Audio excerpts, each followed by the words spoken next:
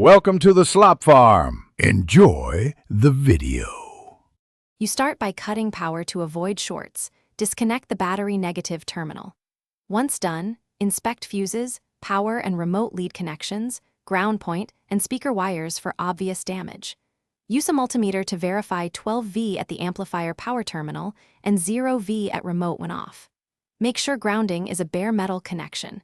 Corrosion raises resistance. These steps quickly separate wiring or power issues from amplifier failure, so you know what to test next. Next, you perform targeted diagnostics to find the fault. Measure constant 12V and the remote trigger. If remote has no 12V, trace head unit remote wire.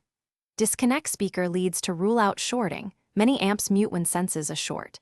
Inject a known signal or use the head unit line out to confirm the amp is receiving audio. If protection mode lights are on, check speaker impedance and thermal issues. These actions isolate wiring, input, and load problems so you can decide repair versus replacement. Now you perform repairs and confirm success. Replace blown fuses and repair or recrimp any damaged power, remote, ground, or speaker wires. Clean the ground contact with a wire brush. Once done, reconnect the battery, enable the head unit, and test audio at low volume while watching amp status LEDs. If the amp still produces no sound, swap it with a known good amp to confirm failure or consult professional service. If protection mode persists, check for shorted drivers or internal faults as the key troubleshooting tip. Thanks for watching. Consider subscribing if we helped you today.